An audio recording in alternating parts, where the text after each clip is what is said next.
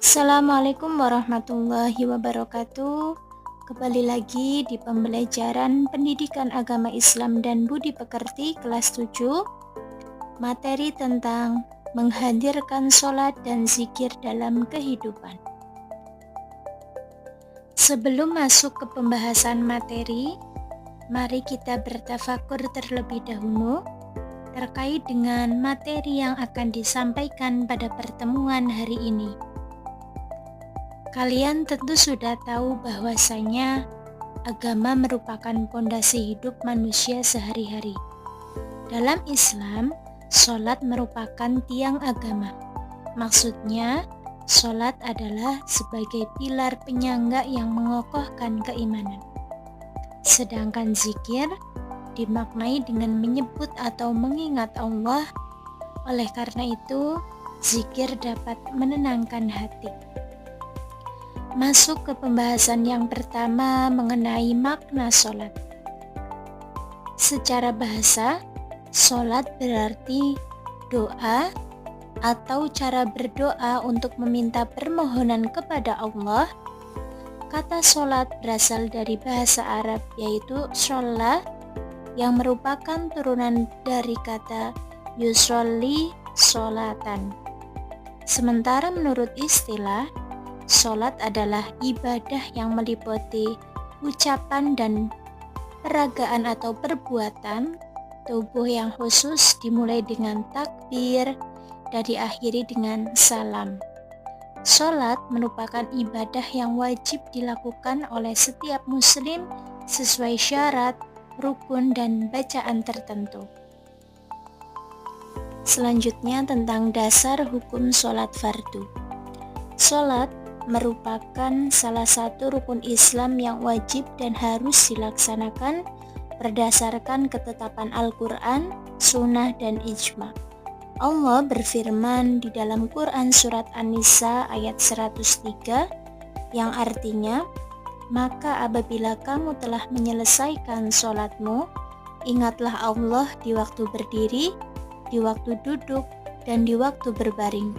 Kemudian, apabila kamu telah merasa aman, maka dirikanlah sholat itu sebagaimana biasanya.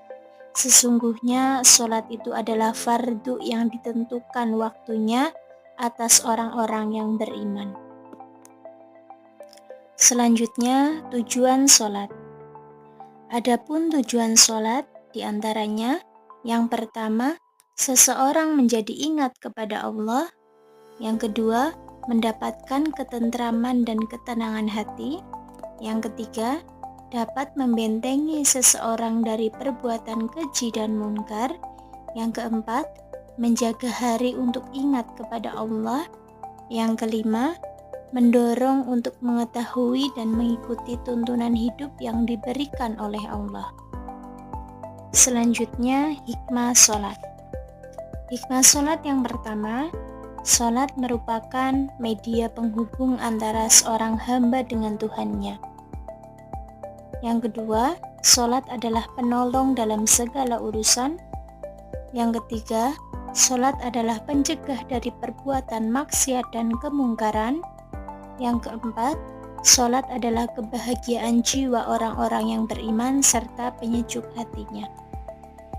Selanjutnya, pembahasan tentang zikir. Arti zikir menurut bahasa adalah ingat, sedangkan menurut istilah, zikir diartikan dengan mengingat Allah. Kita diperintahkan untuk selalu berzikir kepadanya, untuk selalu mengingat akan kekuasaan dan kebesarannya, sehingga kita bisa terhindar dari penyakit sombong dan takabur. Selanjutnya tentang dalil perintah berzikir. Kita diperintahkan untuk berzikir kepada Allah, untuk selalu mengingat akan kekuasaan dan kebesarannya, sehingga kita bisa terhindar dari penyakit sombong dan takabur.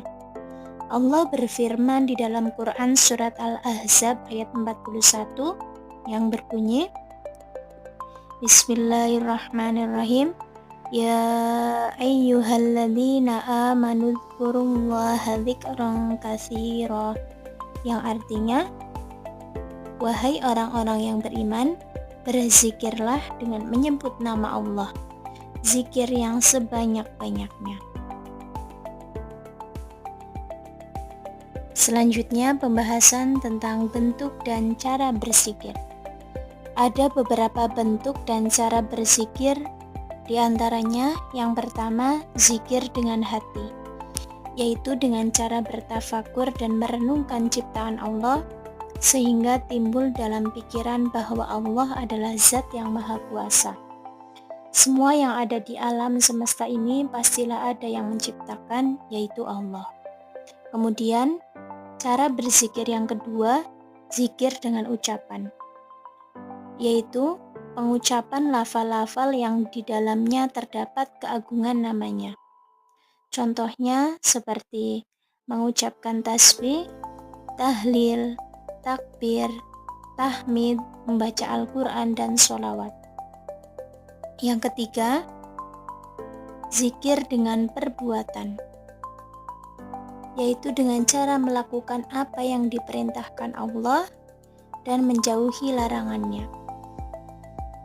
Yang harus diingat ialah bahwa semua amalan harus dilandasi dengan niat.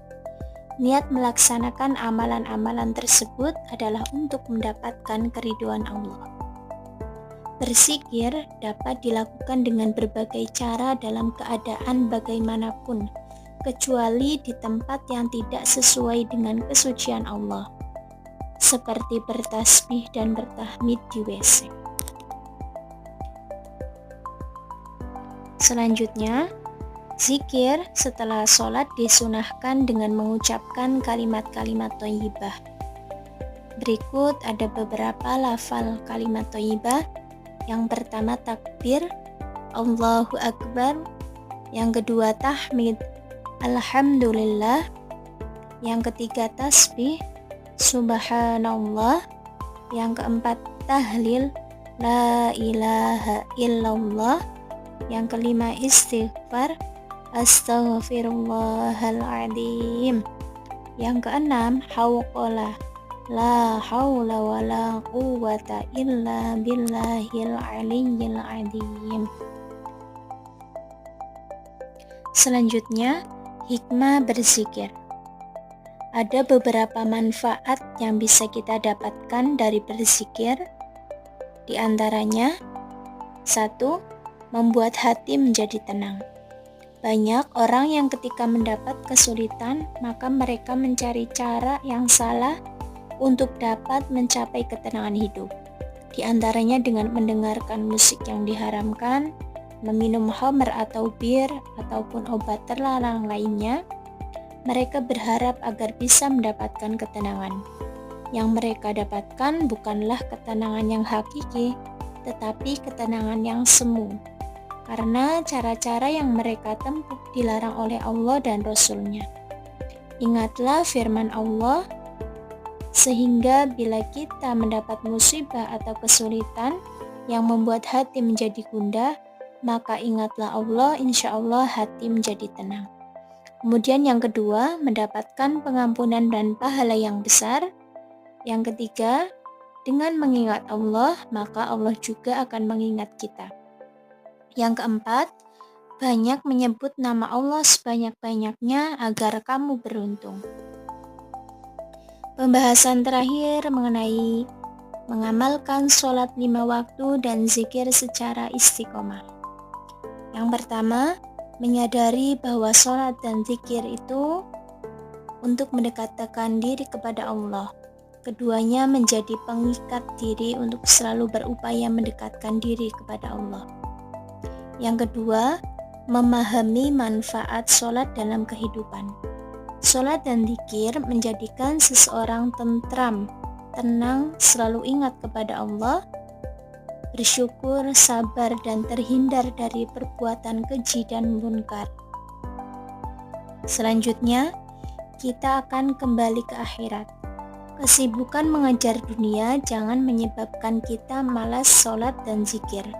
Kita akan mati dan ingat bahwa dunia ini hanya sementara. Kita hanya akan membawa amal, bukan kekayaan dunia. Oleh karena itu, kita harus mempersiapkan diri untuk kehidupan yang abadi. Selanjutnya, jangan menunda sholat dan malas berzikir. Kuatkan tekad kalian untuk segera sholat ketika mendengar azan. Tunda pekerjaan, langsung persiapkan diri untuk sholat. Kemudian, niat yang tulus. Sholat dan zikir hendaknya dilandasi dengan niat tulus, hanya karena Allah, bukan berniat untuk mendapatkan perhatian dari orang lain, atau bahkan ingin terlihat sebagai orang yang bertakwa. Selanjutnya, lakukan sholat berjamaah. Upayakan untuk selalu sholat berjamaah. Sholat berjamaah lebih baik daripada sholat sendirian. Apabila tidak memungkinkan pergi ke masjid, ajaklah orang yang serumah untuk sholat berjamaah. Karena pahala sholat berjamaah itu 27, sedangkan sholat sendirian hanya 1. Kemudian, terakhir, berteman dengan orang yang rajin sholat. Teman yang rajin sholat akan mendorong kalian untuk rajin sholat. Oleh karena itu, pilihlah teman yang bisa mengajak kalian kepada kebaikan. Alhamdulillah, pada pembelajaran sholat dan zikir sudah selesai. Semoga apa yang disampaikan pada pertemuan hari ini bisa bermanfaat untuk kita semua. Sekian, wassalamualaikum warahmatullahi wabarakatuh.